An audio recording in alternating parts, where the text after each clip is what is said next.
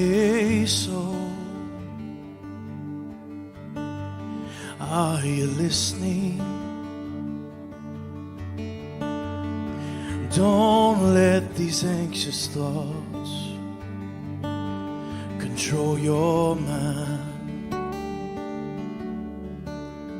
'cause His ways for you are perfect, and He will never change. So wake up and trust Him. He'll never let you down. He's just that good. He's just that good. He's just that good. Morning by morning, new mercy you'll find. Oh, He's just that good. He's just that good. He's just that good.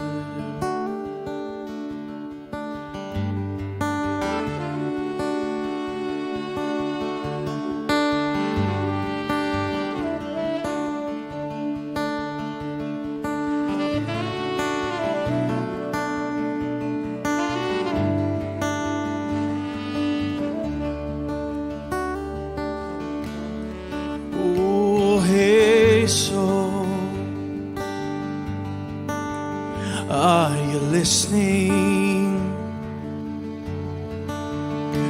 Don't let these anxious thoughts control your mind,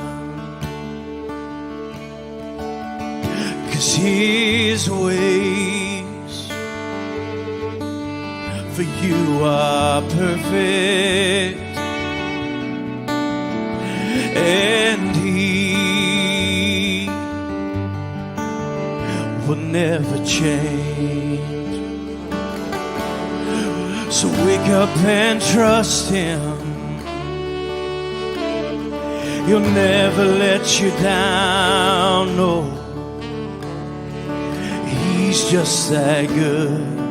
He's just that good. He's just that good. Oh, and morning by morning, new mercy you'll find, yeah. Oh, He's just that good. He's just that good. He's just that good.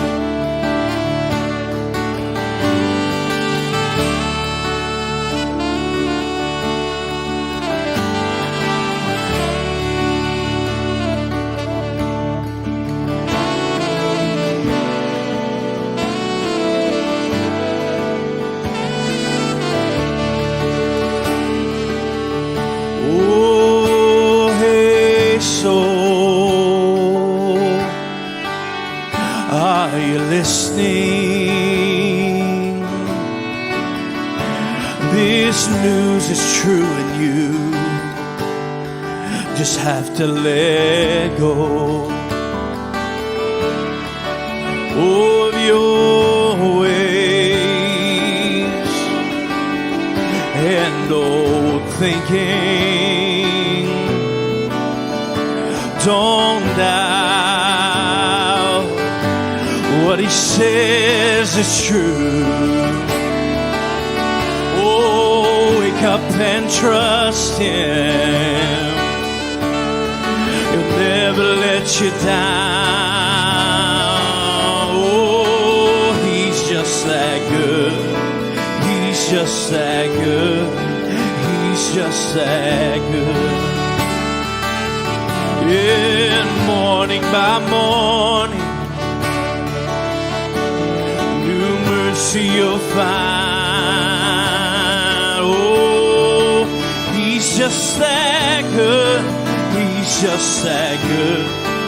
He's just that good. Wake up and trust. Wake up and trust Him. He'll never let let you down. Oh no, He's just that good. He's just that good. He's just that good. Yeah, morning by morning, new mercy you'll find. Oh, 'cause He's just that good. He's just that good. He's just that good. Yeah, yeah, yeah.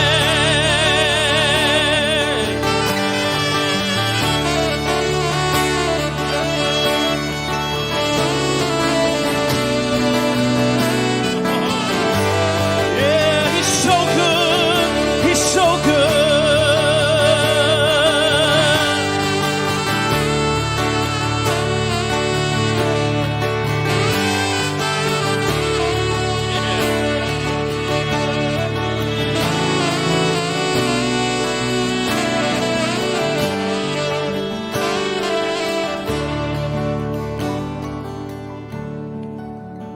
Oh, His heart is full of kindness and judgment's aimed at what may hinder His love. Grab hold of this promise and don't let go. He's forever and ever the same. Oh, His heart is full of kindness and judgment's aimed at what may hinder His love. Grab hold of this promise and don't let go. He's forever and ever the same. Oh, His heart is full of kindness and judgment's aimed at what may hinder His love. Grab hold of His promise and don't let go. He's forever and ever the same. His heart, oh, His heart is full of kindness and judgment's aimed at what may hinder His love. Grab hold of His promise and don't let go. He's forever and ever. Come on, His heart, oh, His heart is full of kindness, judgment's aimed at what may hinder His love. Grab hold of His promise and don't let go. He's forever and ever the same. Oh, He's forever and ever the same. Wake up and trust Him. You down, no. He's just that good. He's just that good. He's just that good. And morning by morning, new mercy you'll find, yeah. Oh, He's just that good. He's just that good. Just that good. Wake up, oh, wake up and trust Him. He'll never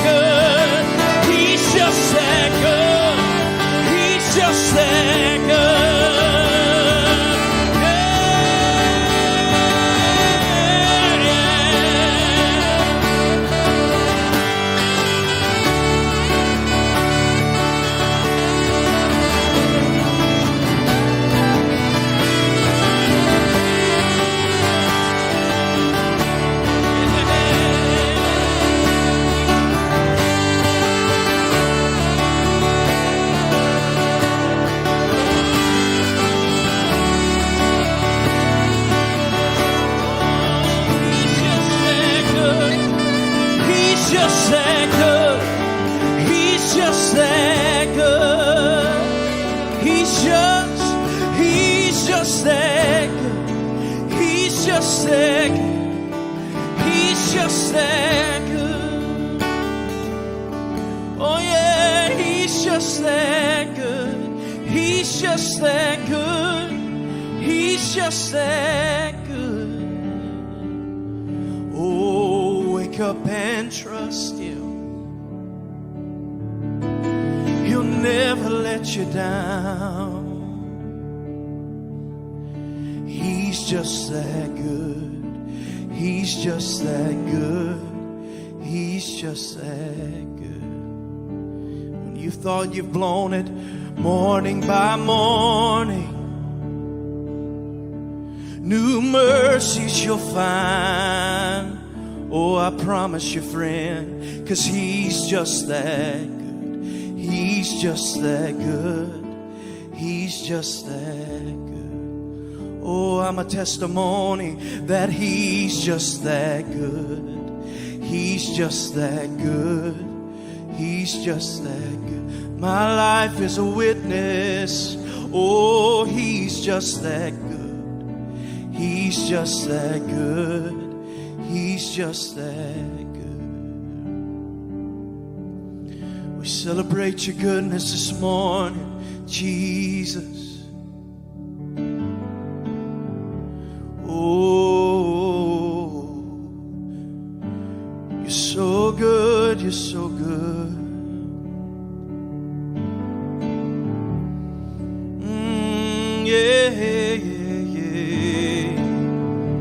Morning by morning, new mercies I find.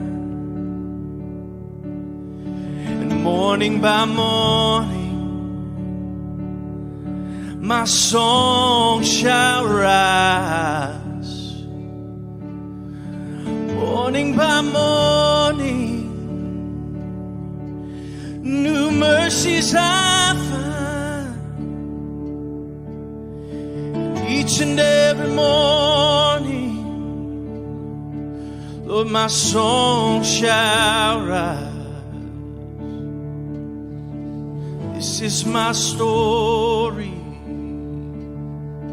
Yeah, this is my song, praising my Savior all the day long. This is my story, and this is my song, praising my Savior all the day long. This is my story. Yeah, this is my song, praising my Savior all the day long, all the day long. My praise will rise to you. My praise will rise to you. My praise will rise to you. Oh, you're so good, so good, Lord. Yeah.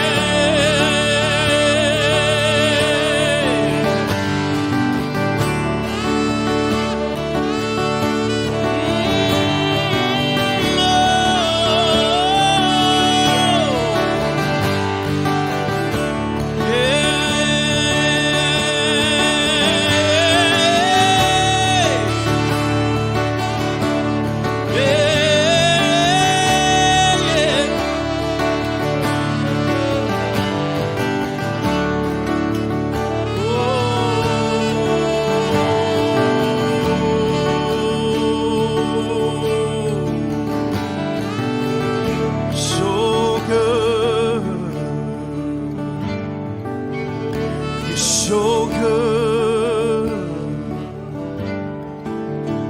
You're so good.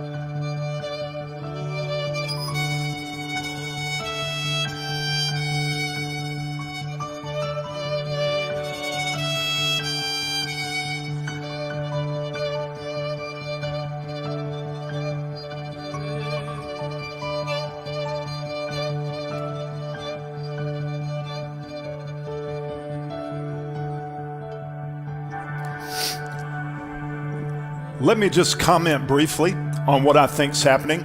You started out with a familiar declaration that we've been basically saying off and on for years now, but regularly in the past year, about the goodness of God. And you tied that in with mercy and the fact that His goodness means that His mercy is new every morning. And that's where we started. Your mercy is new, back and forth. Mercy is new every morning, mercy new. What does that mean? I think where we're at in this flow right now is once we declared in our spirit that mercy is new, it means there's another layer, there's another piece, there's another dimension to mercy that we can now enter into. It's almost like you wake up one morning, and this is kind of the journey I think we've been on over the last years, is that all of a sudden we wake up and we find out that we're actually swimming in mercy. It's the air we breathe. You cannot not breathe mercy. It's not like mercy's not over there. It's not like it's not over there or out here. To say His mercy endures forever, we in the West tend to view that literally, like time, future. His mercy will endure out there. I don't think that's really the meaning of the word, because in Hebrew it talks about vanishing point. Really, it's a horizon issue. It's mean if I'm standing here and I look this way, His mercy endures to the vanishing point. If I look this way, His mercy endures as far as I can see. If I look up, His mercy is as far as I can see. Man, I feel that this morning. If I look down, His mercy is as far as I can see. It's like I lose the fear of losing mercy because I can't. And thus, His mercy is new every morning. There's a new horizon. I feel that this morning, so I feel like there's a real grace to swim into new mercies. And then you hit the other key word. All you have to do is trust. Can you do that this morning with us? Because I believe right now, I believe the Spirit of the living God has heard this declaration coming from a company of people scattered all across the world right now, but who got into agreement with the sound coming from this stage today, which declared, which sent forth a vibration that said His mercy's new. There's more here, y'all. There's a lot more here. There's so much more here that we're just beginning to taste. Why? Because we dared to believe He's good. We dared to trust He's good. I want you to, you guys go wherever you need to go with this. I think you're already getting a feel. But I want you just to begin to breathe this in. No matter where you are, no matter your circumstances, I'm praying right now for the grace for an awakening right where you are. And all of a sudden, it's like somebody's going to tap you on the shoulder and just whisper in your ear, you're swimming in mercy. It's all around you. It's all around you. So come on, sing with us, declare with us, swim in the mercy.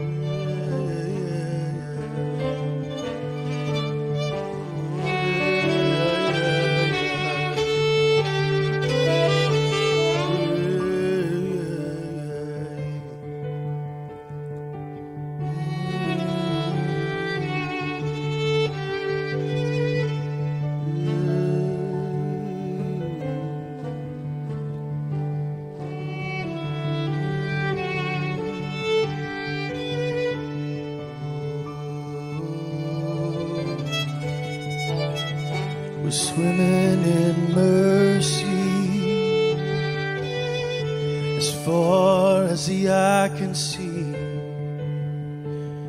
Swimming in mercy,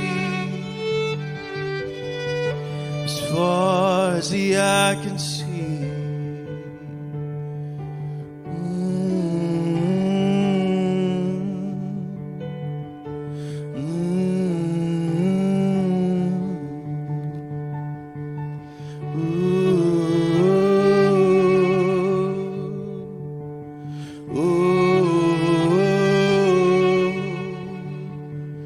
Swimming in mercy,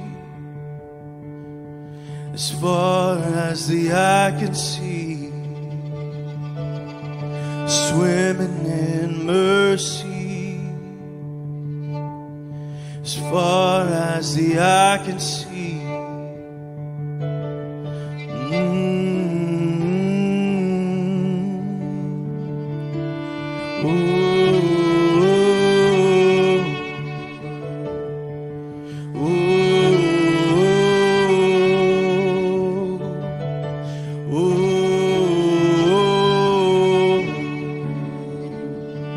Swimming in mercy, as far as the eye can see. Swimming in mercy, as far as the eye can see. 'Cause you are an endless ocean, a bottomless sea. You are an endless ocean, a bottomless sea.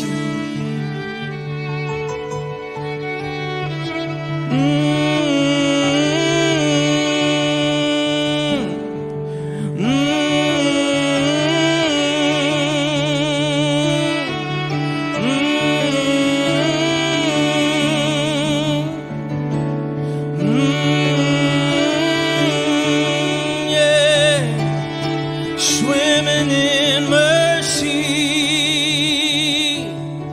as far as the eye can see. Oh, swimming in mercy, as far as the eye can see.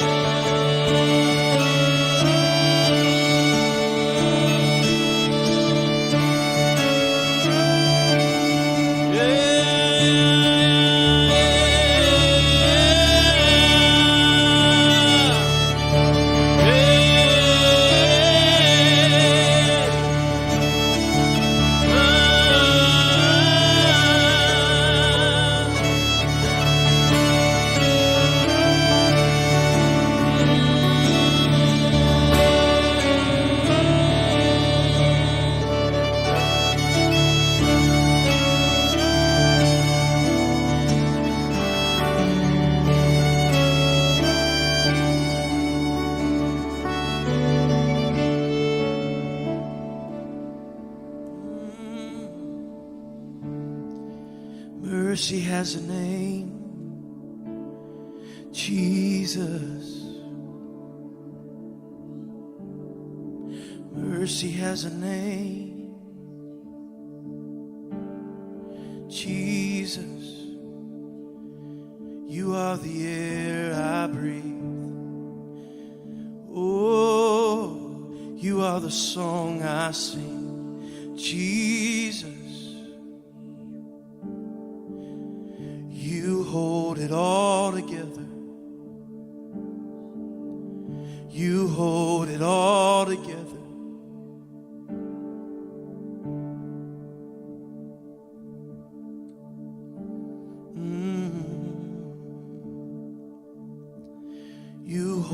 hold it all together.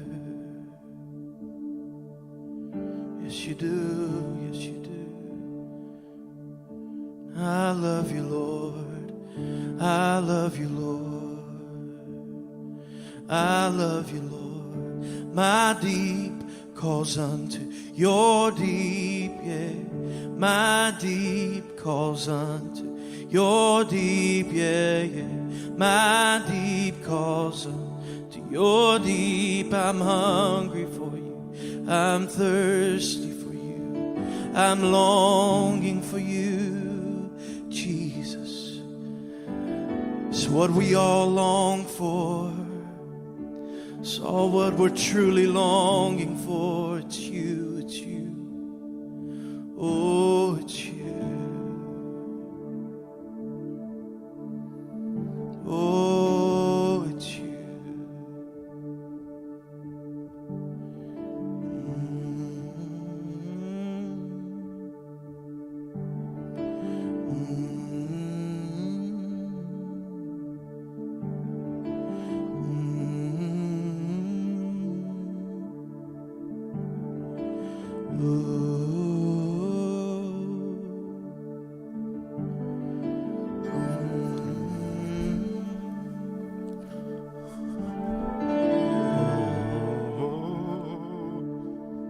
Right there.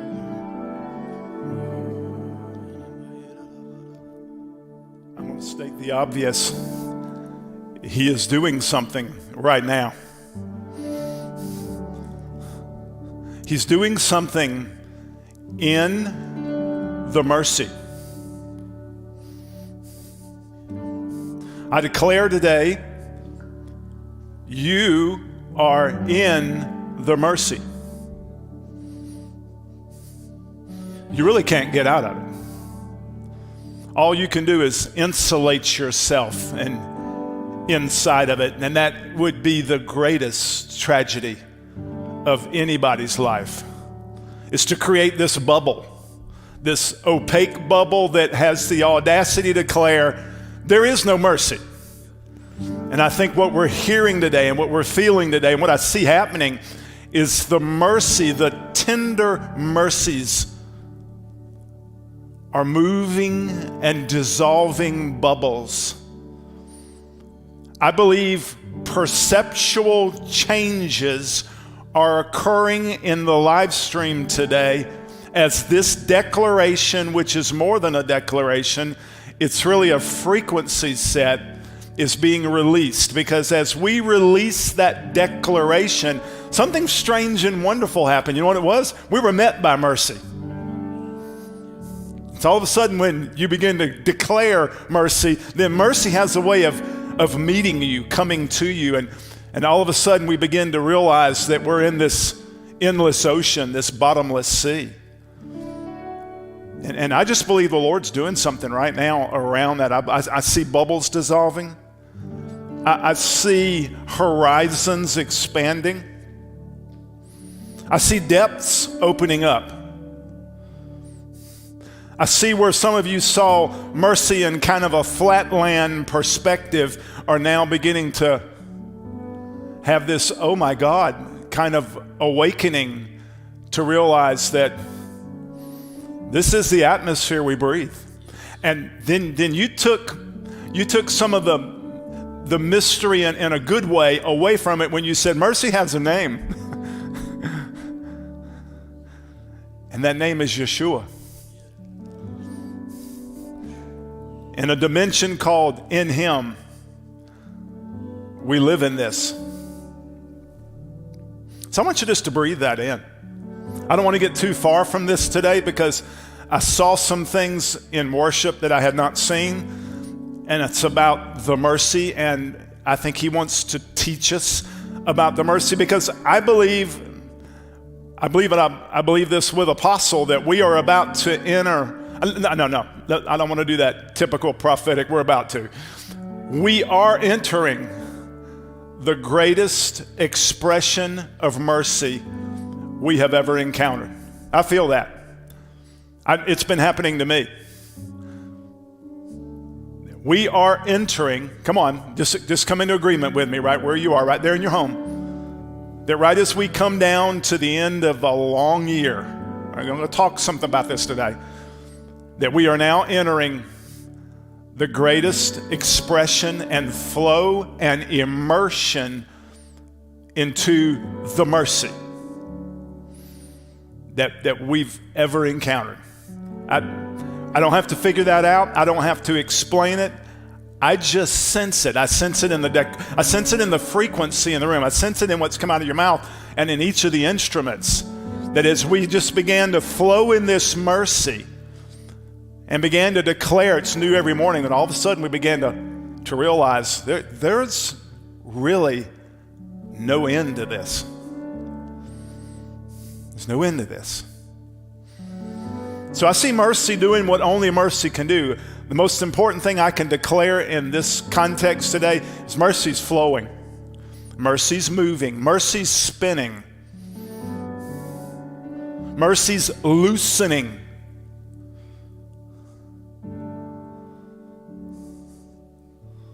Oh, oh. Oh. You feel anything?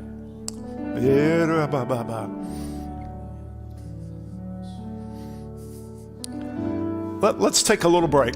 I may get you back in some form. We'll see. We'll see where it goes. Obviously, something's going on here, and I don't want to again get too far away from that. I'm going to share some things that I wrote down while we were in worship. Just something I saw. Thank you, Lord. Thank you for this amazing place we're inhabiting. This amazing place that you're opening up to us. An amazing place. Somewhere before the morning's out, we'll talk about next week and where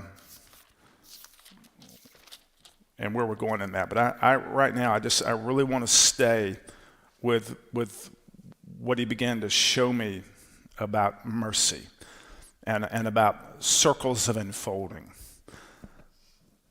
And I think I'm just going to jump right in because I could go way back and trace the contour and the progression of this past year.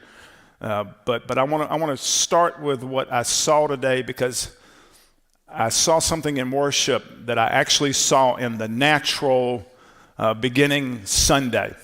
Sharon and I went and spent most of 3 days in a small little mountain cabin up near Bryson City, and I was drawn in the middle of that experience to a plate that was a decorative plate that was sitting on the top of a kitchen cabinet. And it wasn't that it was spectacularly beautiful. In fact, it was simply a piece of pottery shaped like a plate. It was in dark, I'm assuming it was black because it was way off in the distance. But it also looked like a beehive outline in the middle.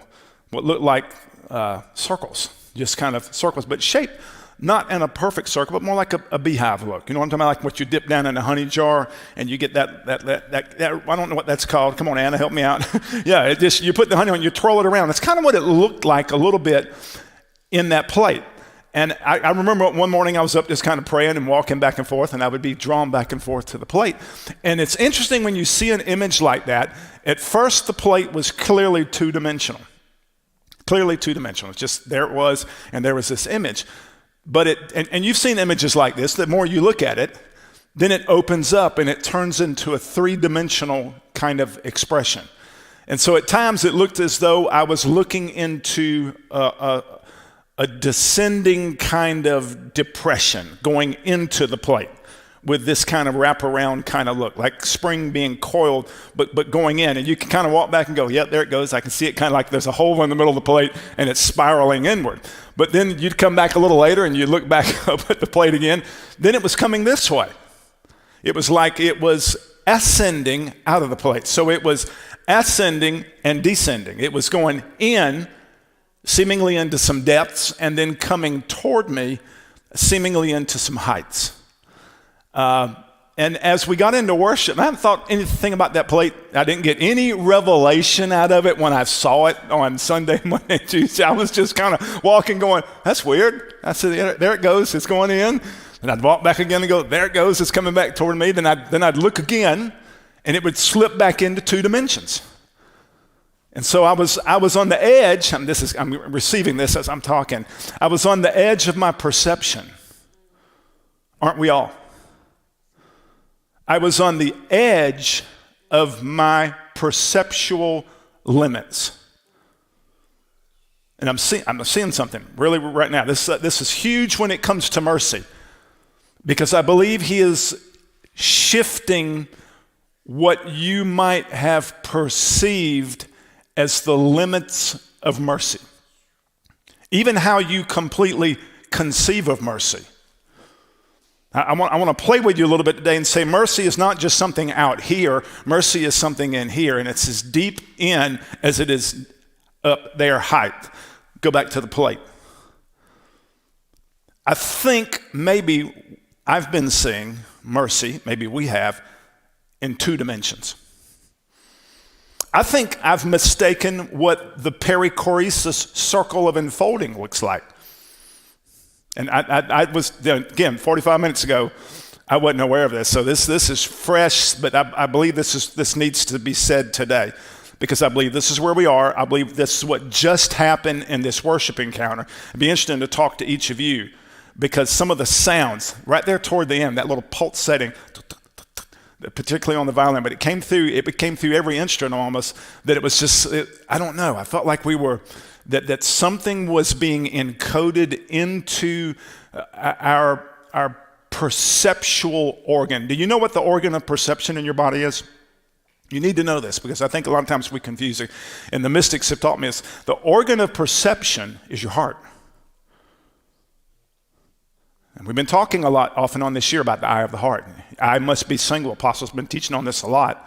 So as the heart is awakened in a sea of mercy, and see, whether or not you can make that perceptual shift into mercy is huge. And that's what the shift of consciousness that Apostle talked about a year ago was going to happen this year has been so important. And I think a huge piece of that perceptual shift, as I'm starting to see it today, is around this whole shift into the mercy.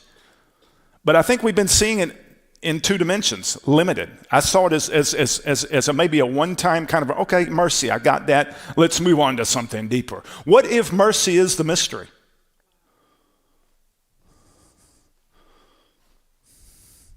What if mercy is the mystery?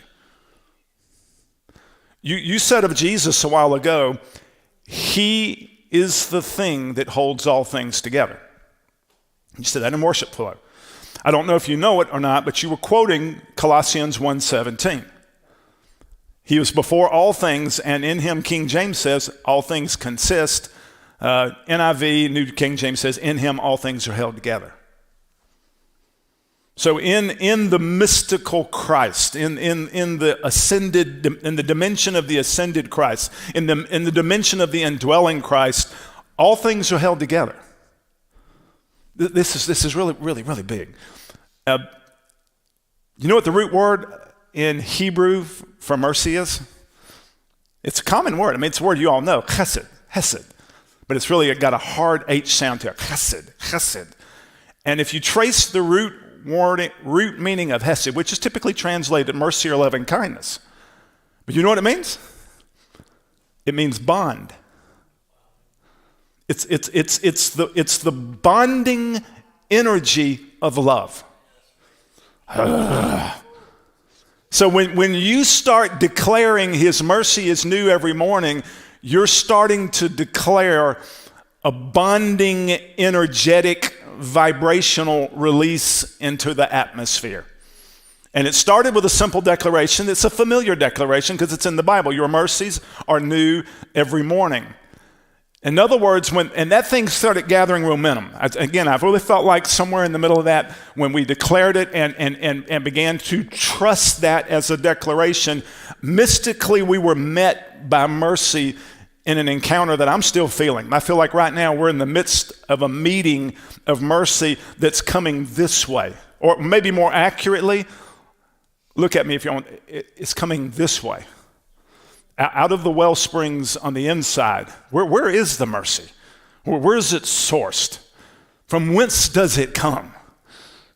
Well, it's everywhere, in some sense, but yet it's coming out of this place. So here we are, and I feel like there's some coming together that's happening right now, or potentially can happen. I want to say to you, without getting into a long story, I may get into it. I thought I was, but the more I'm into this, the more I'm realizing it's not as essential today.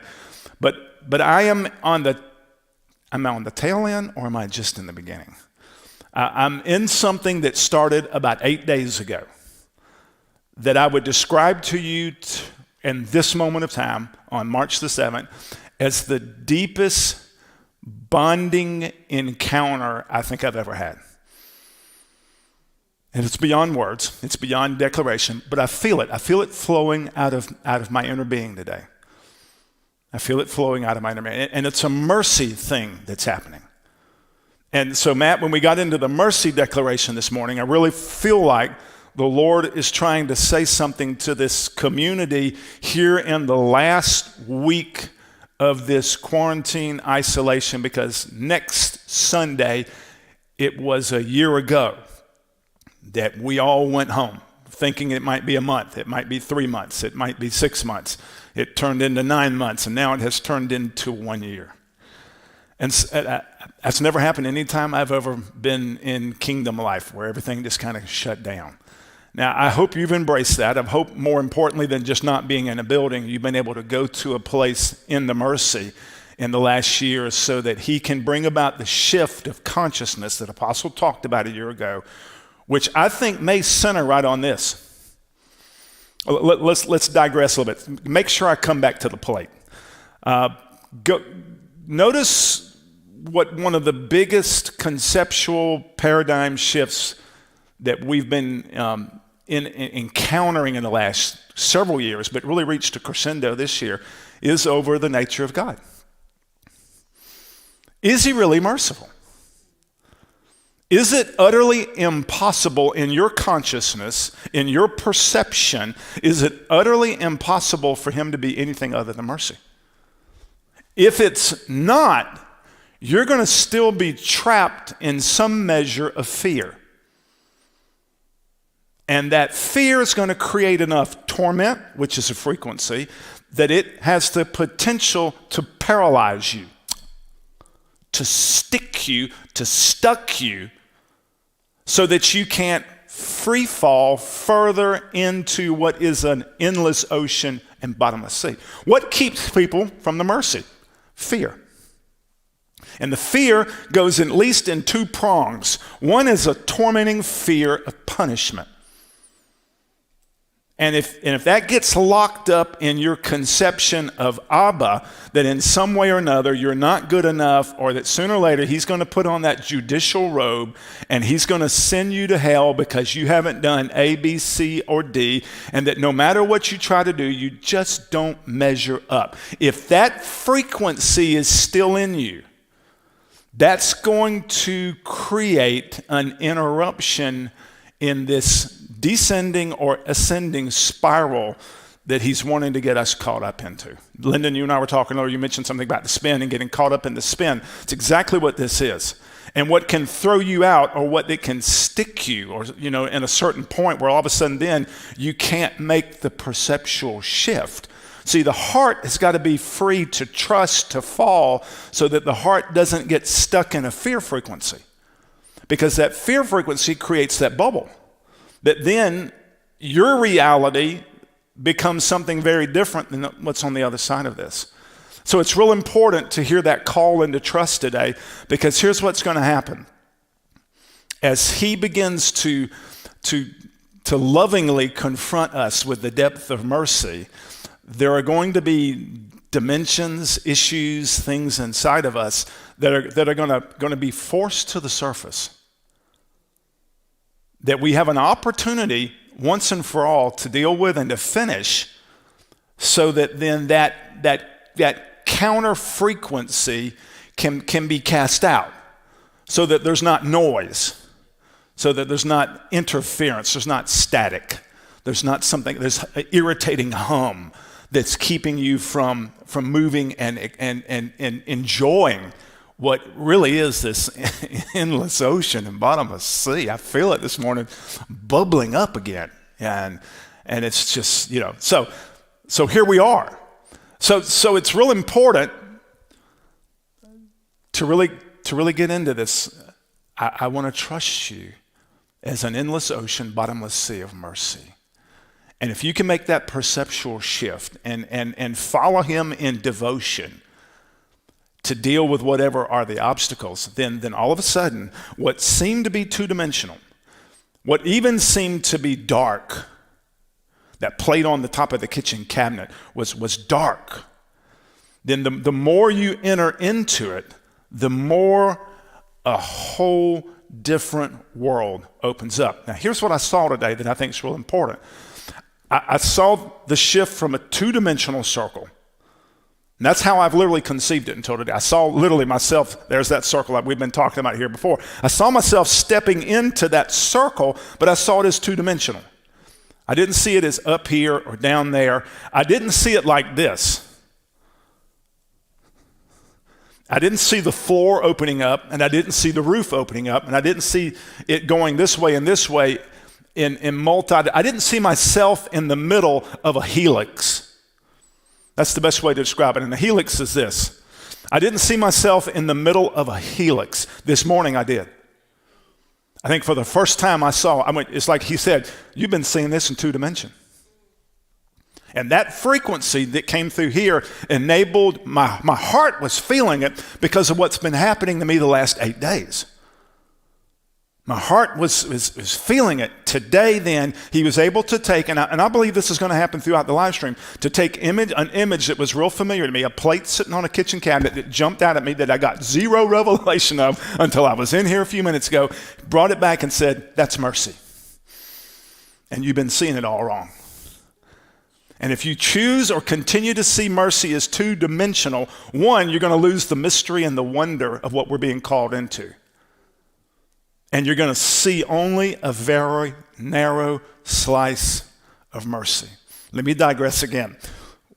Taylor Martin, if you're listening, I thank you for this because you introduced me to this. Apostle Aaron ultimately is the origin of this. Taylor caught of wind of the book title. Matt's not wonderful little book called Flatland that talks about these creatures who many of them live in a one-dimensional world. But Carl Sagan picked up on Flatland and did a wonderful video teaching on it. I guess it was in part of his series called Cosmos that he did before most of you guys were born. Neil deGrasse has picked up on that and currently is doing the current Cosmos, but his spiritual father was Carl Sagan.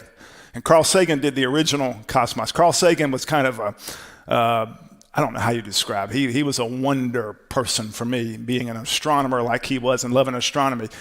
He awakened some stuff in me. But I can remember it's a funny video to watch because it's classic 1980-ish now. He's got a high turtleneck shirt on and this khaki-colored coat, and he talks in this wonderful voice like this, and he says, we're going to take an imaginary journey to Flatland. I want to imagine with you today, if you were one of these one-dimensional creatures, then all of a sudden you had a visitation from the third dimension. What would that look like to a creature in Flatland? And he went on like this. Now you're going to Google it when you get home. And so he said, he took out an apple. He said it would kind of be analogous. If you're seeing mercy in a one-dimensional plane or a two-dimensional plane, it would be like dropping an apple into a space like this. Imagine you can only see in this space. You can't see up, you can't see down. And you drop the apple into that dimension, what are you going to be able to see in that dimension? You're not going to be able to recognize, oh, that's an apple. All you're going to be able to see is a thin slice of the apple. It's going to look like a sheet of paper. And if you drop the apple, it's going to do this. According to the contour of the shape, it's going to go out, it's going to go in. As you get to the top of the apple, eventually as the apple falls through, it's going to close up. It's going to look as though it's coming out of nowhere, but you can't see the entire representation of the apple. So it never hits your consciousness as, oh, I'm seeing an apple. Only if you have the capacity to see in 3 dimensions can you see an apple. And what I saw opening up today was, I am about to explode your conceptions of Mercy Johnson and this family. Because if you've been faithful to finish what he's asked you to finish this year, and it's on you, it's on each of us to go, what's this year been? I hope you answer this question, and I hope maybe you'll even commit it to writing. What's this past year been for you? If it's been, well, doggone it, we just couldn't meet, and I've been frustrated, and I just wish we could get back. One, shame on you, because you've not been obedient to what has come forth from this place in terms of the apostolic assignment over the past year. But this was an opportunity to reset, so that all of a sudden what I've been seeing in this way now has the opportunity to open up, and all of a sudden I go, wow, I see something now down here in a way that rocks my entire world. And I believe we are being set up for that. And here's practically what I also saw this morning. So I've been seeing Mercy flat like a plate. But now all of a sudden I see this helix opening up that's going this way and going this way. And it seems to be endless circles. What if the circle dance, perichoresis, the mystery of perfect love flowing in perfect unity between the Father, Son, and the Holy Spirit, and our invitation into that circle dance is an invitation into, I don't even know how to use the word, but an endless opening up of endless circles going in all directions. That we now on the front end of going, oh my gosh, now I'm in this endless ocean, bottomless sea, where really, literally, mercy has an opportunity to present itself new every single morning.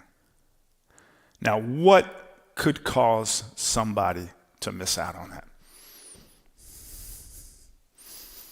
How could you miss it? How could I miss it? Because the Holy Spirit showed me something real important this past year. And it's taken 1 solid year of working with one image that he showed me initially 4 days after we had our last revival meeting a year ago, March, when I looked into a Wednesday night sky and saw a rainbow arching up halfway, this way to here. And I've talked about this before. Ran from over here up to here, but did not go down here. And he began to speak to me. You have a perception issue. Your perception's broken. What is supposed to be not even just a half rainbow, what's supposed to be a complete circle is broken. And I saw that a year ago, and I really didn't know what all it meant, didn't know how to fix it, didn't know how to address it. And off and on, it's been coming back and forth and back and forth. But what I want to say to you today is this. As I look into that plate, you will only go as high and you will only go as low. And mysteries are in both directions. If I get far enough today, I want to talk about the mysteries hidden in the depths. We love mysteries up here. Oh, yeah, that's wonderful, exciting. But what if it's a treasure hidden in darkness? What if it's a Psalm 130 mystery that begins with, out of the depths of my despair, I cried out to you. Feel that. I feel that. So what he showed me, here's the deal. You can only go as high, you can only go as, this is what I saw a while ago. You can only go as high as where there are no breaks in the circles. So if there's a break, you're going to stop at the breaking point. Whether it's this way, this way, this way, this way, or this way. The helix cannot be broken.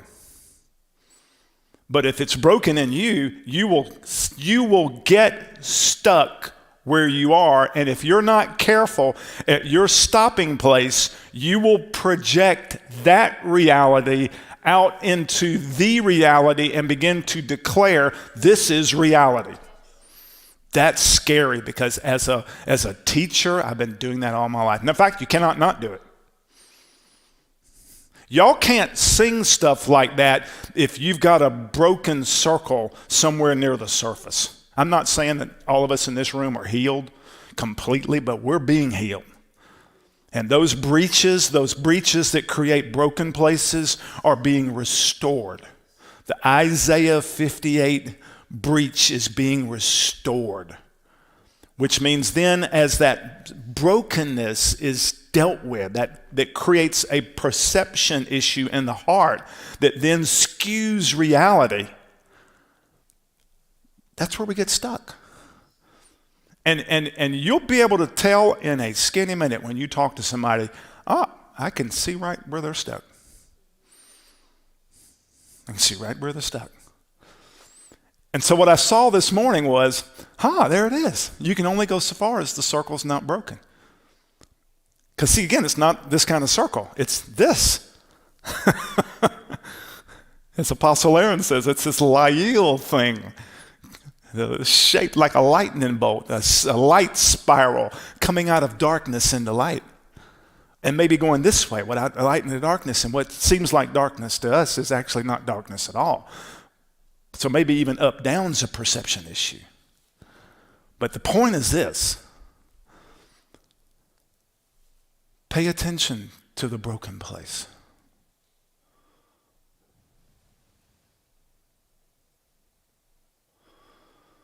Because it's in the broken place that you'll lose hope. And without hope, this thing doesn't work. And hope is only found in the bond. And when the bond is broken, hope is eroded. Confidence is lost. And you become apathetic, indifferent,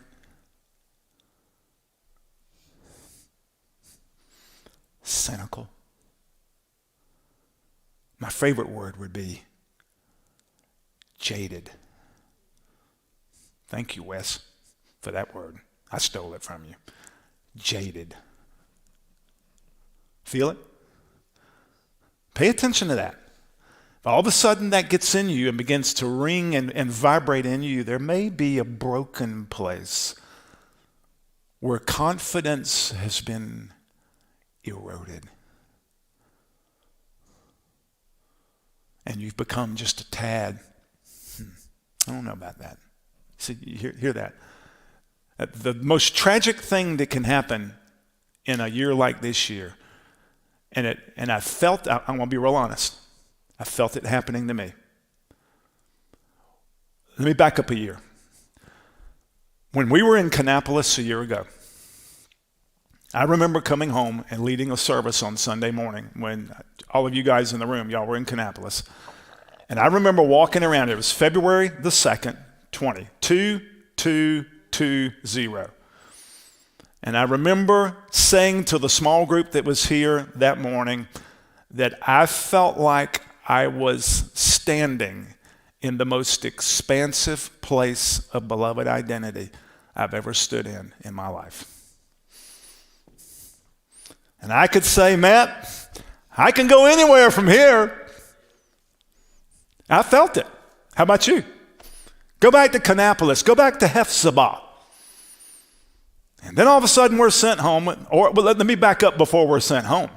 I can remember on February 2nd standing here and saying that and feeling like, and I wrote it in my notes. I'm in the most expansive place of beloved identity. I went back and checked it yesterday. Most expansive place of beloved identity I've ever been. Then all of a sudden, somewhere in the month of February, I could look off into the distant horizon and I could see a dark cloud coming. First I was like, well, that thing's in China. I'm not too worried about that. And I can remember watching the news one night. Don't watch the news all the time. Watch news. Be careful what news you watch. But I can remember the reporter who was in Europe, and that pandemic was breaking out in Italy. And all of a sudden he looked into the camera and he went, well, it looks like the genie is out of the bottle. And I could feel this terror coming up inside of me. I don't know why it hit me at 60. This is not the first pandemic. It's the most serious pandemic I've ever been in, where it has experienced some amount of death and suffering that we've experienced. But I can remember experiencing lesser stuff 20 years ago, and it just never even registered me. But this one did, for reasons I'm now starting to discover. But the point I want to make is this. A year ago, I was in the most expansive place. This dark cloud starts coming. And I feel it getting closer and closer and closer. And then all of a sudden, it gets here. And then we're sent home. And off and on, over the course of the past year, I could feel the constriction and the pressure of this cloud that morphed into something much bigger than a pandemic.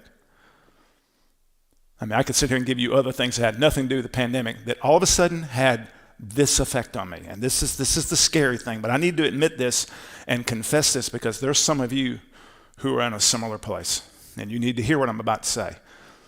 And it took a year to be able to admit this, to be able to see it, and then to be able to take care of it.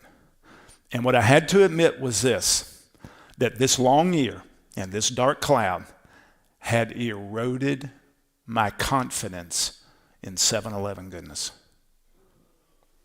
In this way, for me, it surfaced an ancient and old insecurity in me that went something like this: will that goodness hold me when I've got nothing else to hold on to? Now, it's easy to play with that question when life's cool and everything's good and you're not in a crisis. But I first went through a major crisis with cancer 14 years ago, and that question popped up then to such a level that I thought I had it completely dealt with. Because what I found 14 years ago was the bond of mercy in a way that I never had found it before then, and it saw me through the darkest night of my soul to date. But I walked out of cancer and I realized fairly quickly that there was a piece still missing.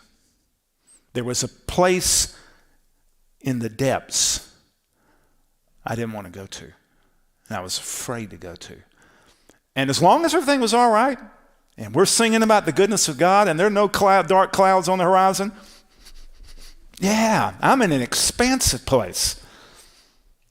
And all of a sudden, I could feel an old, familiar fear creep back into my consciousness. Now, how did that get there? Well, the devil put it there. Heck no. Can he exploit it and torment? Yeah, but he didn't slip in my bed one night and put that thought in my mind. It got there because there was a break in the circle. But it wasn't a superficial break. It wasn't a break on the surface. Now, many of you listening, probably every one of you in the room this morning, you've dealt with the superficial breaks. You wouldn't be in this room. You wouldn't make it in this paradigm if there were superficial breaks, because your perception would not allow you to stay in this with all of the stuff we've had to jettison off the boat to stay this far in there. I mean, that crowd's gone a long time ago. So it's not superficial breaks that I'm concerned about. And it wasn't that thing that emerged in me, but what I had to see and what I had to admit. This was the hard thing. Even as a leader, as somebody who's 60, and there's even a lion voice that, you ought to be done by this now, boy. You ought to be, you hear that? Hear that voice of some father somewhere? You ought to be done by this. You see that frequency? You hear that noise? And so what I had to admit was that there was somewhere deep in there still a little break that was creating its own fear and more seriously, its own despair. Every time I mention the word despair, I can almost feel, you know what you feel? I can feel the bottom drop out of the room. And you know what it does to most Americans? We run away from the drop in the floor as fast as we can run away from anything. And we miss the opportunity for the breach of brokenness to be bonded by multi-dimensional mercy. Because, see, you did all this, y'all did all this already in music forms. Because it's the trust in the mercy is the only solution to the problem. But it's scary because it requires a trust in the very place the bond was broken. And I had to admit, through some of the deepest tears I have ever experienced in the last 8 days, that bond deep inside of me, the deepest place I have encountered to date, that bond was broken. It took a year to admit it. It took a year to go, here it is. It took a year for me to write my apostle a text and then a phone call, and we're not done yet, to say, here it is. It's not new, but it's new to go, here it is. And to be naked with it, to be poor in spirit with it, to admit, here is a bond I can't fix myself. Because that's my problem. In the absence of a deep bond, I created an infrastructure that said, by golly, I'll do it myself. Can't count on you, can't count on you, can't count on you. No, I'm not sure because I can't see you. And then last year, when every prayer I prayed didn't seem to be answered, and everything that could be shaken, whether it was pandemic or politics or social unrest, I got so cynical when it came to politics and political opinions, and people I thought had sense had no sense, and then I had to deal with my judgment about all of that and all this anger and frustration on so many fronts. And I could feel my hope and my confidence in 7-Eleven goodness being eroded, and in my personal expectation. How can I expect it to end well for me when all of this is going on? And it opened up a can of worms. And so I fell into a depth place, and I saw a broken circle. And this morning I saw it in 3 dimensions. For the first time, I could look down and it's like I could stand at the well and go, wow, and realize the last 8 days I've gone as far into that darkness as I know to go. I told them a while ago, if Damon had asked me to speak a week ago, I would have handed this ball to somebody and said, we're going to sing and go home, because I had nothing to say. I did, could have pretended. But that's not what we're called to do. So what I'm saying to you is this: you can only go as high as the circle is unbroken. I heard that song 11 months ago in my spirit. Will the circle be unbroken? But I saw it in 2 dimensions until today. Now I can look up and go, oh, okay, yeah, I'm going to reach a breaking point up here. And I'm going to look down, and right now, down's probably the most important direction because of our tendencies of avoidance, our tendencies of denial, particularly religious people, particularly charismatic, fundamental. I mean, it's just anybody who's walking in religion creates this infrastructure of self-sufficiency. Or we can pontificate about trust, but we can't face the terror of the bond of brokenness. That's where I've been tracking. And here's the thing. when I fell, and when you fall into that, let me back up just 1 second. Are we good? It's 11:30. Damon would say we got plenty of time left.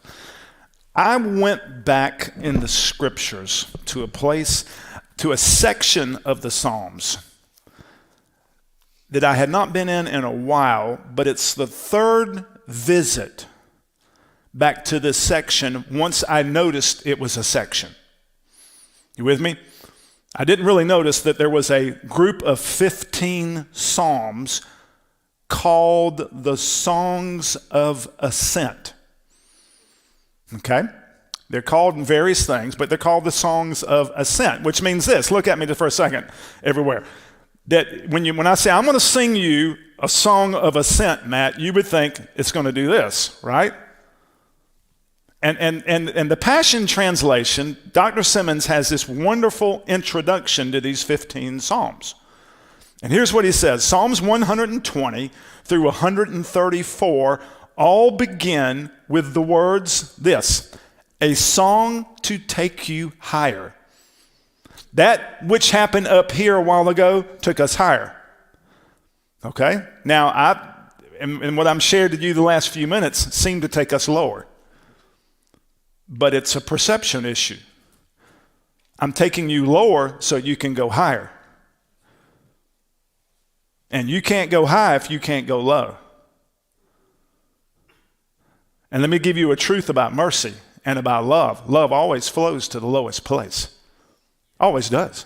That's one thing I've learned in the last year and a half. Love always flows to the lowest. That's why Jesus opened up the Beatitudes with blessed are the poor in spirit. Because the person who's poor in spirit, you know what the essence of poor in spirit is? It's not to be poverty broke. It's not to be able to pay your bills. It's not a poverty mindset. We went over this a month or so ago. Poor in spirit means being laid bare. I had a terror of being laid bare. I was embarrassed of it. I didn't feel like it was manly or masculine to go, oh, here I am. And it's the first poverty. It's the first beatitude. And then Jesus says of that, blessed are the poor in spirit. There's the king. It's a downward thing, but it's a place of inheritance. So Psalm 120 through 134 all begin with the words, a song to take you higher. That's a happy song, right, Matt? Or a song of ascent, or a song of the stairway. Literally, it can mean a song of the stairs. What I see in my mind is I see a building with multi-stories, and you walk into a stairwell. And you can go up or you can go down, but it's a song of the stairway. I also was seeing that wrongly too. I saw it like this. Stairs going this way. And I think the Holy Spirit said, no, it's a helix again. It's a circular thing going up and circular. It may not make any difference to you, but it makes a big difference to me. And he goes on to talk about that. He said one Hebrew manuscript titles them Songs of the Homeward Marches. It's about going home. It's about our dwelling place. It's about where we're supposed to live. And I think this last year, and I hope it's been for you, it's taken an entire year to learn to take what I've walked through into a song.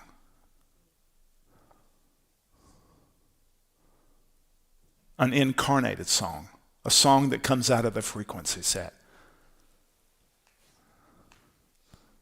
I feel that. I'm talking to musicians out here. That's all, other than Lyndon, that's all that's in the room. Musicians. And y'all could get up here and run with this. How long does it take? How do you write a song? How do you write a real song? I wrote a song that comes out of your belly. It's got to be lived. It's got to be incarnated. It's got to be worked out. It's got to be enfleshed. How do you sing a song that really has the potential to bring a person higher? Where it truly becomes a song of ascent. I believe that's what happens in here all the time. I believe you guys are doing it, but I think you're doing it not because of your talent. I think you're doing it because you're learning to navigate the stairs. And I'm here to declare something to you today. Sometimes the stairs go up. Sometimes they go down. And sometimes you get to a place on the stairs where you can't go any further. And that's when you've got to depend and trust on what I'm learning to call a meeting in the stairwell. I read the strangest story this past week about an Army colonel, Lyndon, who moved into the dormitories at Norwich University in Vermont, which is a military university. He's the president of the university. And when he sent the entire student body into isolation a year ago because of the pandemic, it was raging through the school. So he sent everybody back, listen, hear me. He sent everybody back to their dormitories to isolate. And in the middle of that, he had been in the Army long enough to know that suicide was a huge problem with soldiers who got in isolation. He went on to talk about a thing they call in the military, I never heard this, you have probably, about soldiers going inside. When they go inside their thoughts and they get stuck in here and they can't get out. And in the middle of the pandemic, he felt like he was supposed to move into the dormitory with the students, but not tell anybody. But the word got out that the president of the university was staying in isolation with them in the dormitory. And the president said the most interesting things would happen. He said, I never really tried to present myself, but when I would go to get out of the building, I would take the stairwell. And he said, inevitably, a student would be waiting on me in the stairwell. And they would meet me, these military guys would meet me with tears in their eyes. I know somebody who isolated with me in my dormitory. I know somebody who meets me in the stairwell. If I take the risk to come out of my isolation. See, sometimes you just can't take staying in the room anymore. Sometimes the loneliness becomes too much to bear, and you've got to take a risk to go somewhere. And if you go somewhere, even to the stairwell, there's an opportunity for a meeting that might initially seem to take you down, but ultimately will take you higher. Look at the Psalms here. Okay, look at Psalms 120 through 134. Okay, these are supposed to take you higher. Look at Psalm 20. I was desperate for you to help me in my struggles. Here we go. That's where it started. That's huge. That's significant. That sounds kind of like where I got this year. I was desperate for you to help me in my struggles. Let's pause there. Let's add a sentence or two. But I was scared you might not come. What would happen if I come to you and you don't show up? What if I get in the stairwell that naked, that laid bare, to come out of my isolation and you not come? That was my fear, deep down inside. Oh, I've experienced levels of presence, no doubt. It's there. But this past year undid something. It opened up a desperate place. Psalm 121, a song of the stairway. I look up to the mountains and hills, longing for God's help. That doesn't sound too happy, does it? But you begin to see, and I've been teaching this for years, you begin to see that the journey up always begins with this right here, even if it takes you down. Let's skip over to the thing that's been ringing my bell, Psalm 130, titled Out of the Depths, a song of the stairway. Lord, I cry out to you out of the depths of my despair. Let's just break that down for a moment. Not going to do any word study. Look at the three-dimensional plate of mercy. Because we just sang about endless mercy and all that. Now, how in the world can you talk about endless mercy in the place of the depths, in the place of darkness? Now, this is that bubble we saw in worship a while ago. Lord, I cry out to you out of the depths. So here's what I see. I see the writer of Psalm 130. He's gone down through adversity, through a difficult time, difficult place. And he's going down, going down, going down, going down, going down, going down to a place called despair, which literally in English, the word despair means no hope, no spirit, absence of breath. I cry out to you out of that place. What I want to encourage today out of my latest encounter is he's going down to the very bottom of the pit, Sheol, the abyss. And he's laid bare there. And that's the beauty. That is a very naked, bare psalm. And many of us, especially in popular, contemporary, charismatic, Pentecostal Christianity, and you and Damon could tell me a whole lot more than I know. But I know if you got to put your praise on, and you've got I passed a sign yesterday, and I wanted to jump out of the car and rip it up and throw it in the woods, and it said "Faith over fear," and I just wanted to cuss. When I go, thank God that didn't drop out of heaven to me a week and a half ago. Faith over fear. No, it didn't pan out that way. Faith comes in the middle of this because trust comes in the middle of this. Trust is forced in the middle of this. So what did he do down there? What do you and I do down there because when I got to the bottom, I found my bondless place. I saw where it was broken at its most naked and its most bare. And it was mercy, unseen, that allowed me to go there. Because, tell you what happened. Once I admitted it, I sent the text. Admitted it, I had a long discussion with Sharon. And this is not a new issue for me. If you listen to me speak at all, you've been able to pick up, there's something going on in there. And what I had to do is find the deepest place to date where it seemed to be broken and come clean. I'm not talking about sin. I'm not talking about looking on your phone at porn, because I'm here to tell you right now, that's not your deepest place. If you're going, I know where I get stuck is when I get tempted with porn. No, that's a symptom of a much deeper break, brother. You know why you look at porn? Because you're lonely and you're empty, and deep down inside, you're looking for something to tickle that fancy, something to titillate, something to create a vibrance, a frequency vibration, to make you feel better, to make you feel connected. And it doesn't work until you get in the stairwell. And mercy says, I'm going to let you go down. And I'm going to let you walk down into the dark, dark night of your soul. And you're going to get so far in there, and you're going to think, and I'm talking to some people who experience depression. Stay with me. I'm going to let you get into that. I'm going to let you descend into the terror of your anxiety.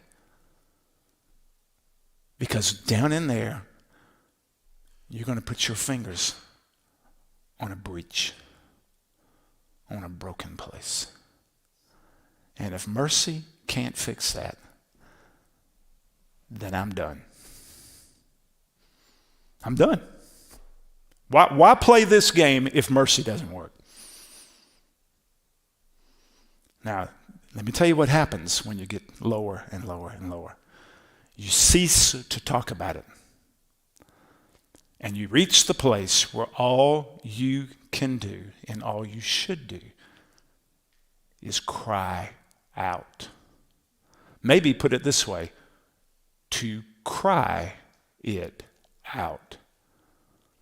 Because when you go far enough, you know what you're going to do? You're going to fall through the fear, and sooner or later, you're going to run into the pain underneath the fear. The reason I was scared and kept clinging and kept holding on, and the clouds getting closer, I was scared, but underneath my fear was a place of broken trust. And somewhere in a land before I could remember, I determined if I'm going to survive, I've got to do it myself. And I became my own bondsman. Until some crises came along, cancer, and now a pandemic, getting older, etc., etc. And mercy allowed me to fall all the way into the breach, all the way to all I could do. Beatitudes. Blessed are the poor in spirit. There I go. And what's the next one? See, these things are progressive. They're in the stairwell. They're not principles. They're frequency vibrations. Blessed are the poor in spirit, number one. Blessed are those who mourn, for they shall be comforted. Can it be so simple? How many times have you had to simply surrender to the tears? I'll be real transparent. Saturday morning a week ago, I found myself sitting on the side of the bed in our guest room, sitting on the edge of the bed, and there's a crib next to the bed for our granddaughter when they come over and she needs to take a nap. And so there's this crib. And I found myself just sitting on the edge of the bed with my arms folded, just kind of gazing into the depths of that. And all of a sudden, out of the blue, came an avalanche of tears.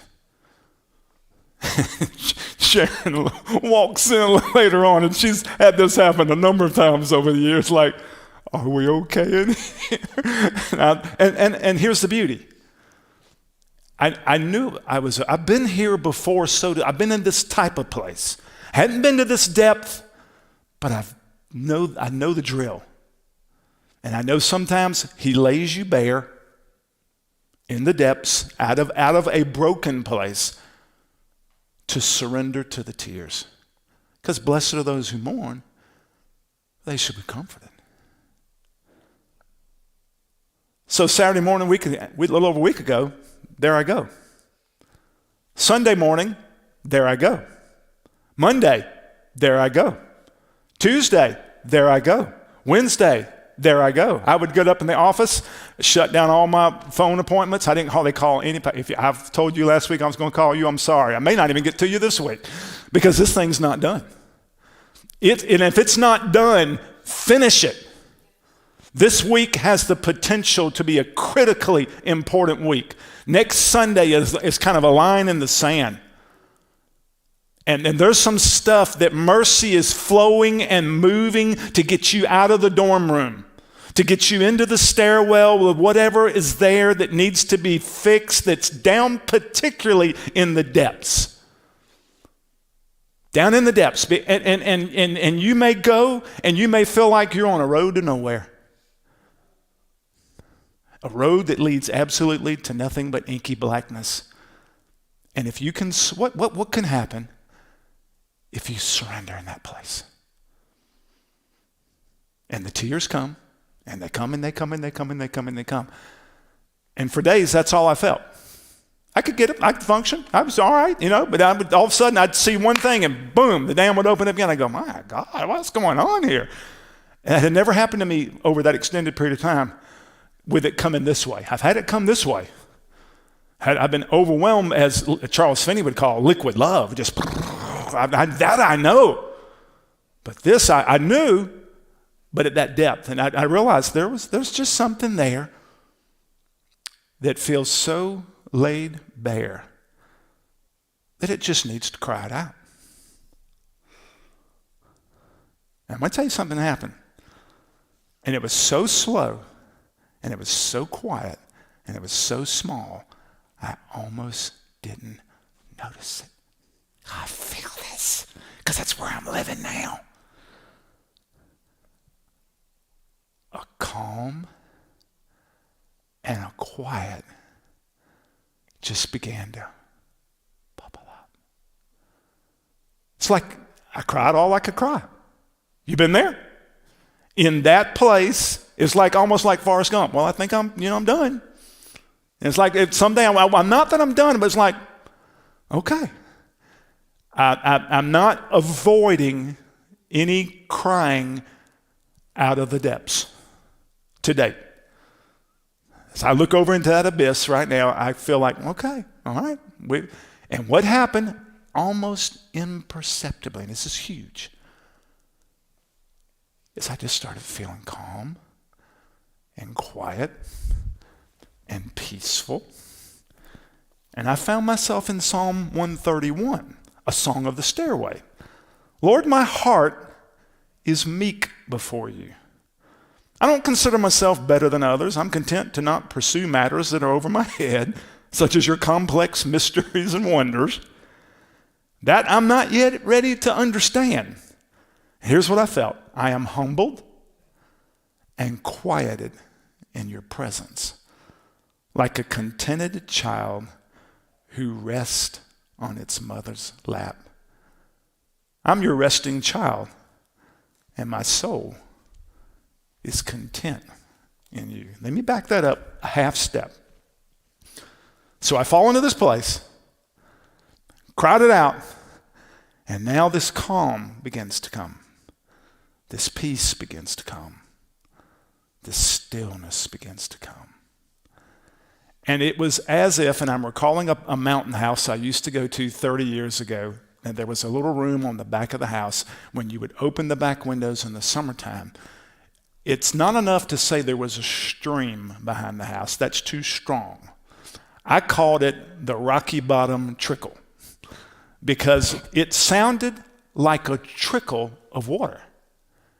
It's like one of those little fountains you get on your porch that's supposed to make you think you're by a water, but it's just drip, drip, drip, drip. You just hear it. It's constant, but it was a dribble. It was a trickle. It wasn't. There was a roaring stream on the front of the cabin, but there was a trickle in the back. Hear me. He who has ears to hear, let him hear. There was a trickle coming out of the depths. And I was amazed at what I began to feel. Here's what happened. I had gone to the darkest place, cried all I knew to cry, and found some measure of quiet and comfort that began to enfold me. Didn't feel divine at the moment. I didn't feel like I was having this encounter of grace like I've had up here many times where I was just being blown away. But it was quiet. It was a trickle. And guess which way it came from? This is huge. This is we're out of flatland. It did not come this way. It came from underneath what was the bottom. What I thought was the end of me, this is huge, in that dark, broken place, was met at the end of my rope on a road that seemed really to go nowhere by a strange bubbling up. It was as if the floor of darkness started to disintegrate, and a wellspring began to be discerned. Its first fruits were calm, quiet, gentle. Here's the word. I was now falling into the third beatitude, meekness. You know what the essence of meekness is? Shh.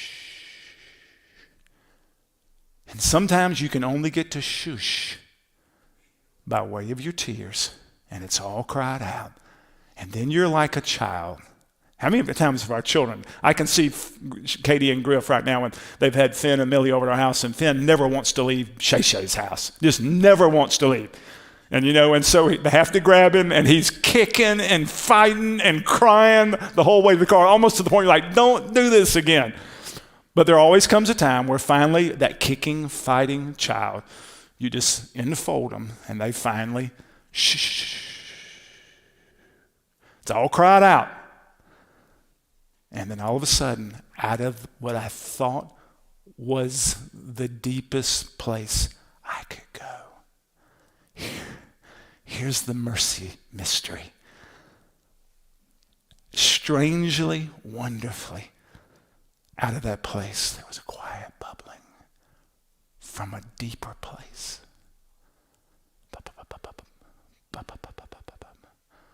And I caught it and I went, there you are. There you are. Because what was coming out of that place was what I've come to call the beyond within me.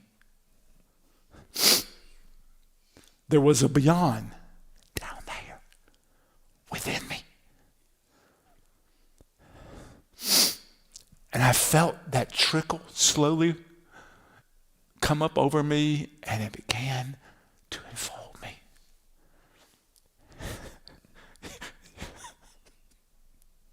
You know what happened this week? In the last couple of days, I found my expansive place that I thought I lost a year ago. And I found it when I went all the way to the rocky bottom, the darkest place that I feared going, because I feared in that place there would be nothing there to hold me. So when I finally fell into the tears, cried it out. You know what that is when you do that? That's trust. You know what's not trust? Is to stay up there in the stairwell going, faith over fear. I really want to cuss when I hear that. I got a perfect cuss word response to that, but I'm not going to do it. No. Faith goes into fear. Because it's a faith that says, I don't know what's down there, but I can't continue to live like this. Faith is required to surrender to your tears. It takes faith to cry. Because look at Psalm 130. Out of the depths of despair, I cried out. Do you think that sounded like, oh God, help me, I am in the depth of my despair? No. It's nasty, it's ugly, it's snotty, it's broken, it's embarrassing if you're a man. But strangely and wonderfully, it takes you into meekness. And meekness is humbled, humiliated. No argument, no resistance, no rebellion. Everything's been quieted and calmed, and you feel small and you feel little, but you feel strangely enfolded. And it's beyond where I want to go today, but that takes you into the fourth mystery of the Beatitudes. My hunger for righteousness, uprightness was restored too. And I felt like I was energized for a journey into wholeness, which then leads to the fifth mystery. Blessed are the merciful. You're full of mercy and place. It just comes and it comes and it comes. And it leads to the sixth mystery. Blessed are the pure in heart, for they shall see God. That's all I've ever wanted. It's all you've ever wanted. It's all we've ever wanted. And I believe we are standing on the precipice of our greatest seeing of God. And it's only going to come as you fall into the first mystery, into the second mystery, and the third, and the fourth, and the fifth, and the sixth, and then it leads to the seventh, which is the ability to make peace. And then the eighth is just like, who cares at that point? Persecution comes, it comes. You feel it? I feel as free today.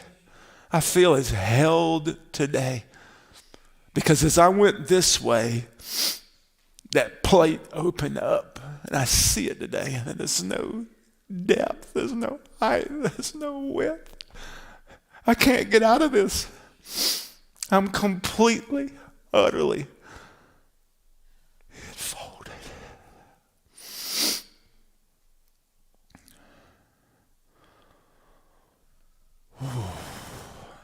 didn't see that coming. Feel this? This is what this year has been about. It's been about a journey, a homeward journey. It takes you lower, it takes you higher, to take you into what one of my mystic writers calls infallible mercy.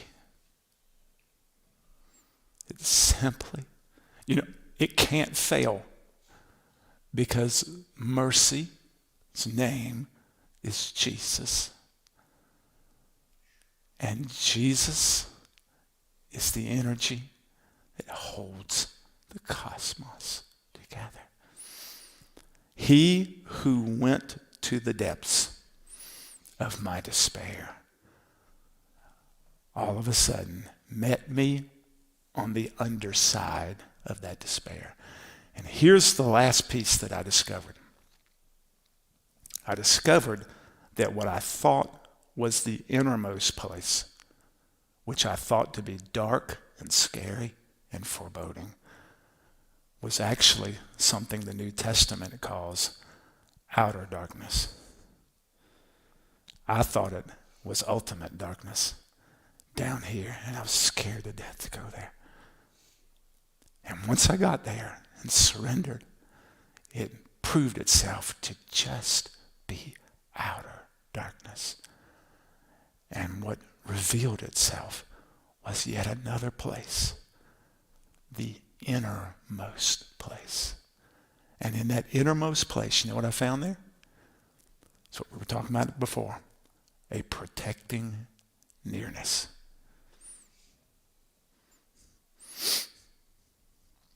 You know what he will always protect? You know what was down there in the core? My beloved identity. And that's the one thing. It's the one thing that cannot be taken from us. And sometimes the deepest level of beloved identity lays just beneath your deepest outer darkness. And if you can trust the free fall into that place and say, here I fall, here I go, I surrender into your hands, I commit my spirit. What I have found now is, hear me, the treasure hidden in darkness.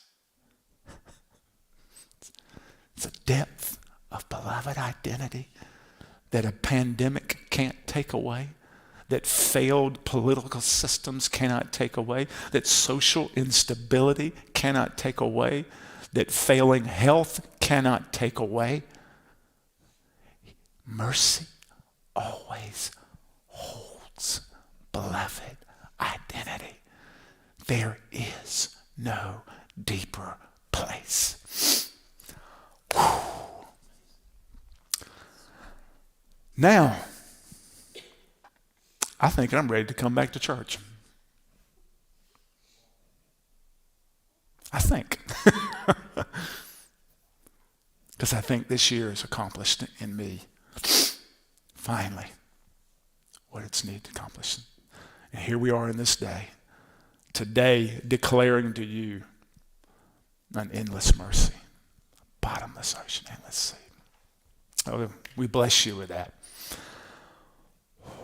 Okay, I know I've got to do this. Number one, John Fleming is home from the hospital, so he's getting better with this COVID thing, and he got out 4 or 5 days before Kim thought he would. So I know you guys may be listening. We're praying for you, John. We're glad you're home.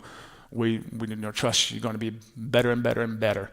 If you want to give today, there's the buttons there. You can give by way of tithely or press the buttons on the screen. We want you to encourage that. Don't overlook that as not being important. I'm probably not calling it right at all, but you know better what to do than I do. And at this point, I don't care about the buttons again, but give. We want you to give. We want you to sow into what God's doing here.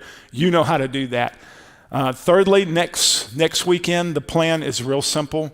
Our goal is to meet in the park on Sunday at 2:00.